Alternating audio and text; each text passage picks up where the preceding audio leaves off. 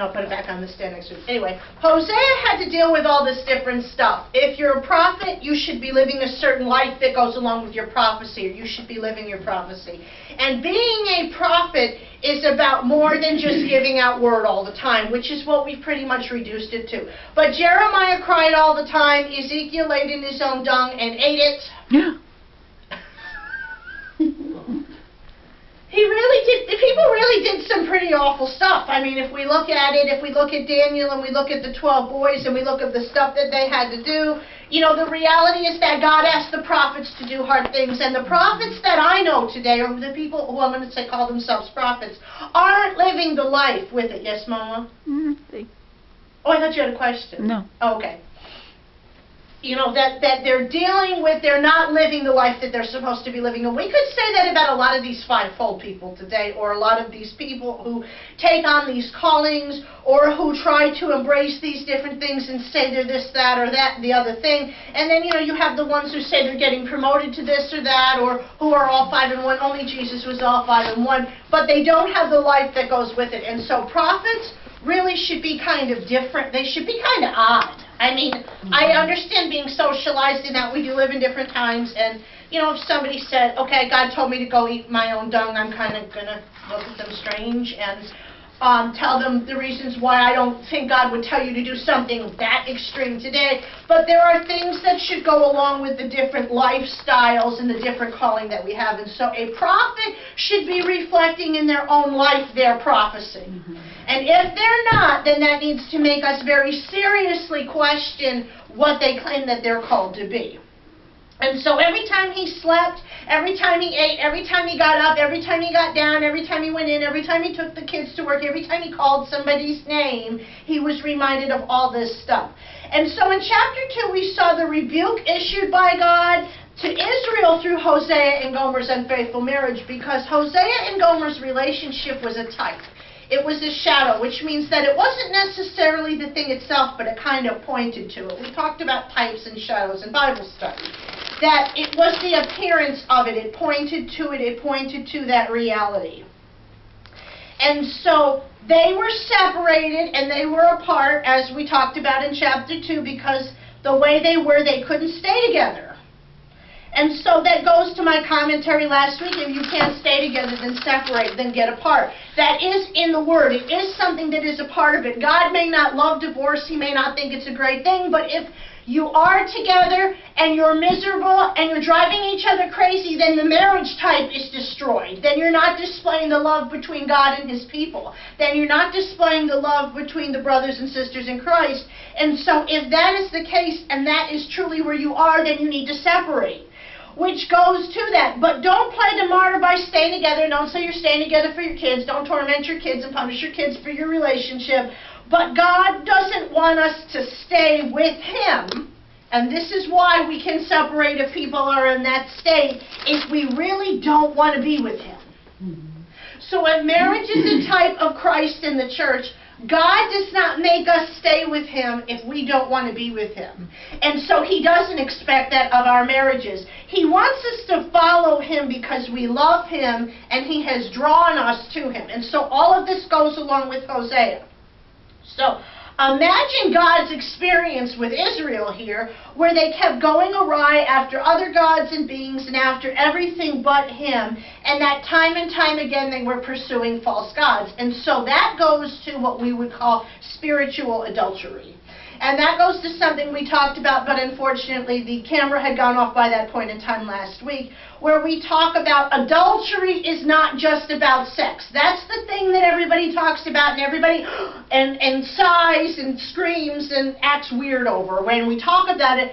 But through many years that I've been in ministry, you know, I've seen the way that we define adultery, and it's very, very limited. And I talk about it in my commentary on the Song of Solomon, that let's just talk about the fact that it's putting something in a relationship that doesn't belong there, which means you can have an affair with your ambition, you can have an affair with your job, you can have an affair with your car, you can have an affair with your money, you can have an affair with your TV shows, you can have an affair with anything, with pornography on the internet, with alcohol, with drugs, with anything you want to have it with. And it's putting something there that shouldn't be there. But the catch is that when there are physical cases of adultery like we think of it in church, there's usually been the other party who's already committed it in some other way in the relationship that they don't ever wind up accountable for. Because everybody only focuses on over here. They don't focus on the way that other people talk about it, or they don't expand their definition, and they don't see where the breakdown was somewhere else earlier in time.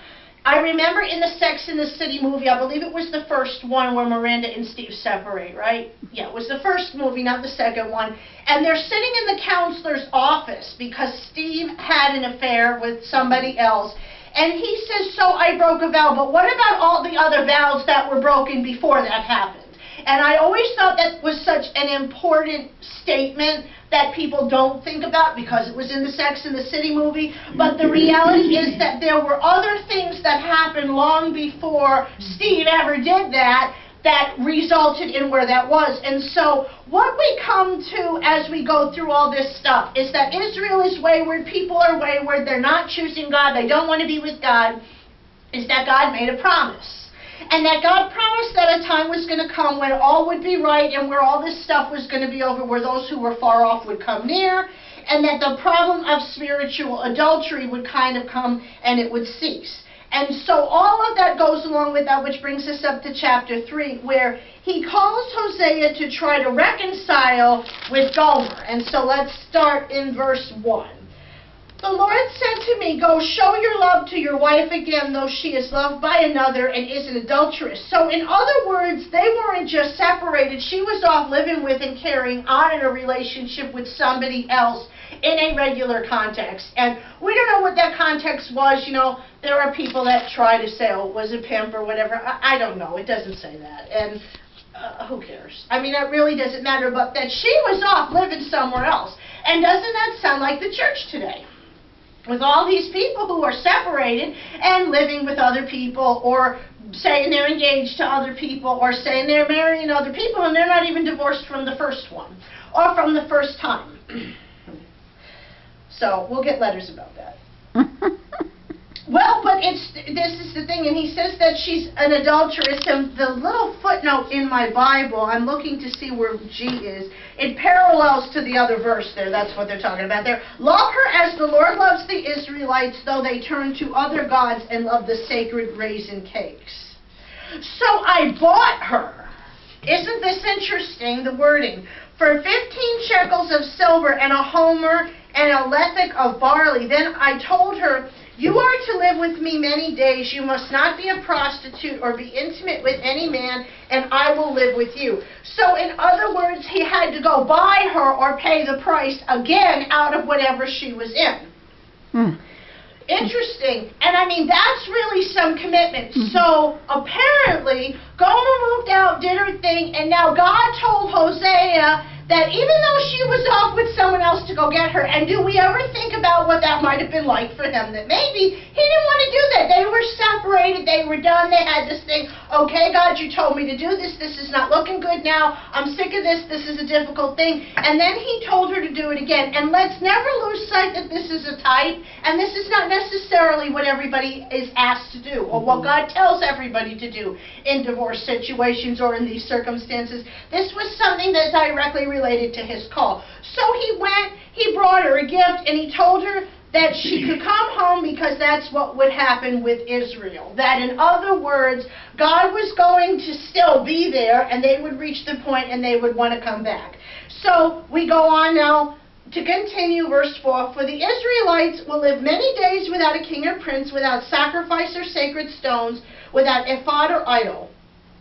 Afterward, the Israelites will return and seek the Lord their God and David their king. They will come trembling to the Lord and to his blessings in the last days. So there's prophecy in here once again. Jews today do not have a sacrifice.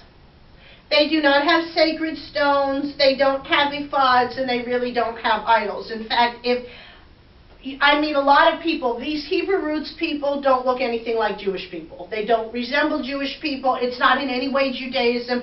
In fact, the majority of the people who are pursuing that stuff don't know the first thing about Judaism. They did away with the sacrifices around 150 AD in the temple. And so if you go into a synagogue today, it's really not much. It's just a service. Mm-hmm. They sing, most of them do still sing in Hebrew, although in some of the modern congregations they don't. Some of the more liberal congregations they do in English. And they don't have a sacrifice. They really don't have a leader. They don't claim that Jesus was the Messiah, and so they don't have a Messiah. In fact, there are groups that teach that they don't need one. We had one of those groups in Oneonta where he didn't believe that the Jewish people needed a Messiah anymore. Basically, they could kind of do it themselves, but that they didn't have anything, and so it's a very plain religion in that vein based on a lot of tradition and all that sort of stuff. But that also talks about if there's Israel, Israel types the church. And so there's also the church in here about the church being without king nor prince, without sacrifice or sacred stones. So Jesus was our sacrifice. So there is both in here. And there is both promise because the church will at some point in time be or does consist of both Jew and Gentile. And that they would seek God, that they would come before the Lord and they would come before His blessings. And the reason why that's important is because the majority of Israel today is atheist. If you were to go to Israel, you would not find, it's somewhere between 60 and 70% of Israel is atheist. They're Jewish in their culture, they're Jewish in their traditions, but they don't even believe in God. And so that must mean that the church is promised in there too, because they don't fit this whole thing. That's why there are all these missions and all these people that are trying to do all this stuff, because they think they're going to hurry on prophecy if they get Israel to a certain point. Chapter 4, verse 1. Hear the word of the Lord, you Israelites, because the Lord has a charge to bring against you who live in the land. There is no faithfulness, no love, no acknowledgement of God in the land. There is only cursing, lying, and murder, stealing and adultery. They break all bonds. Bloodshed follows bloodshed. Because of this the land mourns, and all who live in it waste away. The beasts of the field and the birds of the air and the fish of the sea are dying. But let no man bring a charge, let no man accuse another, for your people are like those who bring charges against a priest. You stumble day and night, and the prophets stumble with you. So I will destroy your mother. My people are destroyed from lack of knowledge. Because you have rejected knowledge, I also reject you as my priests. Because you have ignored the law of your God, I will also ignore your children. The more the priests increase, the more they sin against me. They exchange their glory for something disgraceful. They feed on the sins of my people and relish their wickedness. Isn't that interesting, the way that they talk about this and the way that they paint the pictures? So what Hosea was trying to say is that the priests or the leaders of the people weren't any better than any of the people. The land was totally devoid of God. People did whatever they wanted. They acted with wildness. There was no faithfulness in the land, and it laid in waste because of it. And then you had the priests who didn't have the right to bring charge against the people, nor did the people have the right to bring charge against the priests, because they were all the same. They were all just as bad and all just as disrespectful. And so what was to result from that was destruction. We're destroyed for lack of knowledge. Now, we all quote that passage, but we can all see that a lot of the time when it's quoted very out of context. That people are destroyed for lack of knowledge, but it says, because you rejected my knowledge.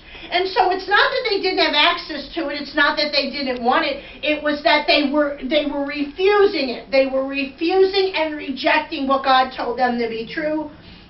They were ignoring the law of God. So we die for lack of knowledge. Well, that's because we don't want to be educated. And that is still true. If we look at this passage about leaders being bad and barrenness and emptiness, that sounds a lot like a lot of churches today. It sounds a lot like Israel in some ways today. It sounds a lot like the different cultures and the different places that we see, because people are dying from lack of knowledge. They are rejecting God.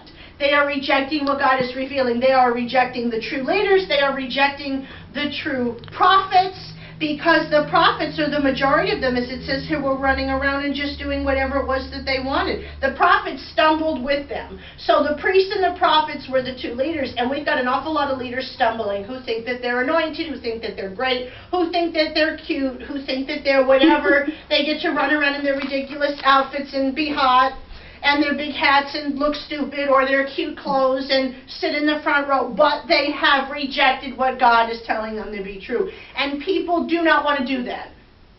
They want to be anointed. They want to think that they're all-knowing. They don't want to hear God correct them or somebody say, you know, hey, look, this way, the thing that you're teaching is not right. And so we reach a point where we just detract from it. We just stay away from those people, or we kind of distance ourselves because we will start fighting and they won't change and we won't change. And so it's one of those problems that starts to happen because they relish their wickedness. As it says there, it's working for them. As Dr. Phil would say, how's that working for you? It's working for them because they're saying what people want to hear and they're doing it. And so they're amassing people to them. They're feeding on their sins. They're benefiting. There are churches and there are leaders who really feed off the sins of the people. Who, if you come and you're confessing to them that you did something, then they get something out of that. And that's very disturbing. I don't know, it's disturbing to me. Verse 9, and it will be like people, like priests, I will punish both of them for their ways and repay them for their deeds. I talked to my mom yesterday about, I realized after watching a televangelist on television who's lost his IRS status 4 times. I'm not going to say his name. 4 times he lost his tax-exempt status. And he keeps getting it back because he reincorporates under a different ministry name is how he's doing that. It's not that he's getting reinstated. He's just lost his tax-exempt status. 5th marriage. I can't believe he found 5 of them. Okay?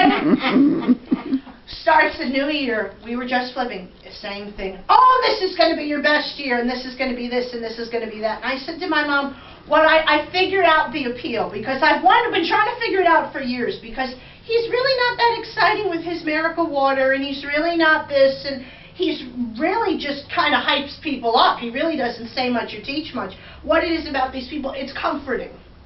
Even though it's not what they need to hear. Even though he's been saying it for 20 or 30 years, people want to believe the lie. They want to hear that it's all going to get better, and all they have to do is just drink that radiated water from somewhere in Chernobyl or wherever it's from. They want to hear that it's going to be their best year. They want to believe if they send them that money that that's all that they have to do. And so time and time and time again, that's why people keep flocking to these ministries. And so then the change that really needs to come in their lives, like let's say that they really need the work to change in their life, that gets dumped on the pastor or on the local leader or somebody that they have a relationship with that they don't want to send any money to, but they want you to be there in the middle of the night. And so the catch that comes with people like that is, it says here that they both get punished. Jesus told us to be on our guard ahead of time, to pay attention to what we're taught, to pay attention to these different things, because we are all accountable. We do have the Word, and we choose. We reach a point where we have enough knowledge in the Word where we choose to ignore God's knowledge, or we choose to ignore God's way. So, yeah, the people who follow these ministries and send their money, they go get what they ask for, because God is going to deal with them. God is not going to go, oh, you were misled. You can be misled for a little while, but you reach a point where you know more. And that's what's going on with these people today, is that they want to be comforted, and they want it so much that they will believe a lie. Because, like I said, it's not extraordinary, it's not prophecy, it's not anything great, it's not anything innovative, it's the same thing year after year, but there's a comfort in that. And that's why it's so hard to get people to go to church, why it's so hard to get people to do something different, because they say, oh, we want different, we want different, we want different. No, they want the same. They want comfort. They want somebody to placate them.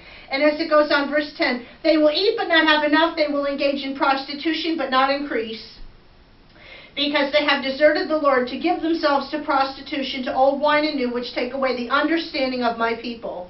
They consult a wooden idol and are answered by a stick of wood. A spirit of prostitution leads them astray. They are unfaithful to their God. They sacrifice on the mountaintops and burn offerings on the hills, under oak, poplar, and terebinth, where the shade is pleasant. Therefore your daughters turn to prostitution, and your daughters-in-law to adultery. So isn't that interesting? As we go on, and I mean, it's really very insightful that all of these different things are signs. The lack in our lives is a sign that God is dealing with us about something. I'm not going to say He's punishing or He's repaying, but you know, all these people who keep sending these preachers money and don't have enough to eat or can't pay their rent or have to declare bankruptcy, God is telling them something. God is sending them the message, this is not who you should be following. If you are following this idol or you're trying to consult these things and you're not getting from it, there's your answer. But we keep missing that point. Verse 14, I will not punish your daughters when they turn to prostitution, or your daughters-in-law when they commit adultery, because the men themselves consort with harlots and sacrifice with shrine prostitutes. A people without understanding come to ruin. And so that becomes the same thing. Prostitution, pornography, all that won't be published if people don't buy it. And so God is saying here, somebody needed to make those men accountable, because we always talk about prostitution and get women out of it and how can they do that or this. Well, don't go to them. Verse 15, though you commit adultery, O Israel, let not Judah become guilty. Do not go to Gilgal, do not go up to Beth-aven, and do not swear as surely as the Lord lives. The Israelites are stubborn like a stubborn heifer. Let's put in, the church is stubborn like a stubborn heifer. And I know I've heard everybody in church, you call somebody a heifer before. God just called y'all a heifer. How then can the Lord pasture them like lambs in a meadow? Ephraim is joined to idols. Leave him alone. Even when their drinks are gone, they continue their prostitution. Their rulers dearly love shameful ways. A whirlwind will sweep them away, and their sacrifices will bring them shame. So what has God said here, more or less kind of in a summary, or kind of in where He was going with this? Well, the spirit of adultery, and I get really hesitant to call it a spirit because people think everything is a spirit now. You know, it's a spirit to ride. You have the spirit of poverty if you ride the bus. And, you know, I put up a book. I finished a book, and they said, well, can you send that book anointing spirit over here and a book finishing spirit or something like that? I mean, people make everything under the sun a spirit. But adultery is spoken of as the spirit of idolatry, maybe we could say. And that's the comparison in there, is that whatever we chase after and expect to guide or answer or provide for us, that's our idol. Prostitution was the way that people took care of themselves. It was how they took care and made money. It was how they made a living, and some people were very good at it, and some people always had poverty. Just like now, I mean, you know, there are high-call prostitutes in circles where women make $1 million a night, and then there are the junkies on the street who are selling themselves for $15 or $20 or for their next hit. So anything that we chase after and that we are chasing after more than God and that we are expecting to provide for us, there's your idol. And so God is always fair, God is always just, but God is very recognizing and causing us to recognize our hearts and recognize what we are chasing after in our lives. Because there are things that people are chasing, whether they're chasing them through ministry and they think ministry is going to make them somebody, or it's going to make them be famous, or it's going to put them on the map, then you're not chasing God. You're not even in ministry for the right reason. And a lot of people are in ministry today because they want to get noticed, because this is their last chance to do it. And so they're doing it for the wrong reasons, and it's not going anywhere. You know, those who don't know better really winds up at a certain point in time becoming nobody. I mean, we are almost overly compassionate to the point where we say, oh, well, maybe they don't know better. That's always the first thing that we say. If you've been in the Word long enough and you've ever read the Bible cover to cover, which a lot of people do every year, then you have all read the things that tell you that some of this stuff is not right. But God is not going to punish somebody and not recompense to another person. And that's why we need the Lord. That's why we need Jesus. That's why we are in a place in our lives where we need to do this. And so we need to watch our stubbornness. We need to watch how we respond when God starts dealing with us about things in our life. And God does not just deal with us about the big things. You know, us being in this building and us being in this place and us doing this work, we are doing this because God has called us to do it. And so that means when God tells us to do something we don't want to do, when God tells us to do something that's hard, when God says to reach out to this person or to talk to this person or to do this for this person, that's exactly what we have to do. And we need to make sure that we are watching our state and that we are not becoming spiritual adulterers and chasing after stuff or compromising just to keep things or just to move forward, because it is a temptation that everybody deals with and that the Bible makes it really clear that we know better about. Want me to stop it? Yes. How?